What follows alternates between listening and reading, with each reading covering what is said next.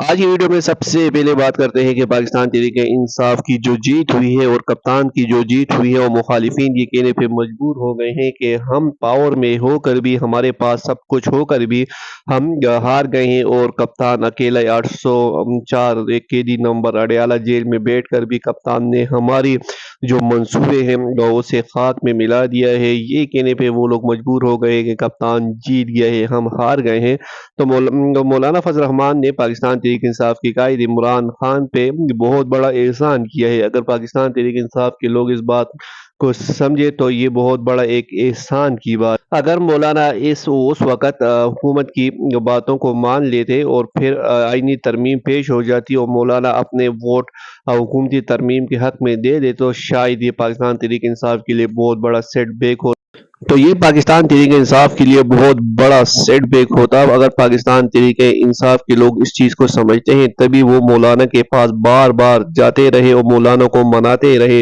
اور کپتان کا پیغام بھی پہنچاتے رہے۔ شاید یہ دونوں ایک دوسرے کے بہت قریب نہ ہو، شاید ایک دوسرے کے سیاسی مخالف بھی ہو، ذاتی اٹیک بھی ایک دوسرے پہ کیے ہوں، لیکن مولانا نے عمران خان پہ جو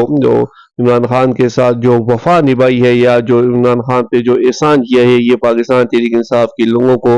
ہمیشہ یاد رہے گا۔ لیکن اس کے بدلے پاکستان تحریک انصاف کے قائد نے بھی مولانا کو یہ باور کرایا ہے کہ ہم آپ کے دو جو سینیٹر ہے کے پی کے اسمبلی میں، وہ ہم آپ کو بنا کے دیں گے۔ تو کچھ لے دے کے یہ معاملات ہوئے ہیں، لیکن پھر بھی اس وقت کپتان کا ساتھ دے کے اور حکومت کا ساتھ نہ دے کر بھی یہ بہت بڑی ایک گیم کھیلی ہے۔ اور پاکستان تحریک انصاف کے قائد عمران خان کے بارے میں ابھی یہ چرچا ہو رہا ہے کہ عمران خان جیت گئے ہیں اور ہم ہار گئے ہیں، تو کپتان کے حوالے سے یہ جو گیم کھیلی ڈالی گئی ہے، اس سے بھی اب کپتان کی جو پوزیشن ہے وہ اڈیالہ میں اور بھی مضبوط ہو گئی ہے۔ اور جو سیاسی یا تجزیہ نگار ہیں، جو سیاست کو سمجھنے والے لوگ ہیں، وہ اب بھی یہ کہنے پہ مجبور ہو گئے ہیں کہ جو سیاست ہے وہ اب بھی قیدی نمبر 804 ہی کے گرد گھومتی ہے، اور قیدی نمبر 804 کے بغیر آپ کچھ کر بھی نہیں سکتے۔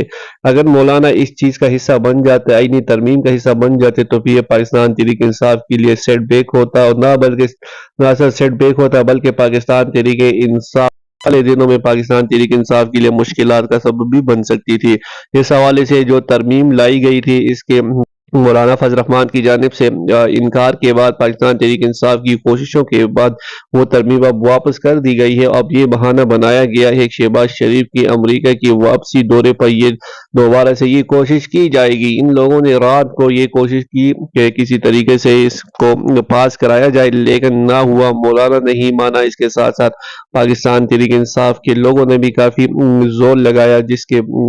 وجہ سے یہ آئینی ترمیم جو ہے یہ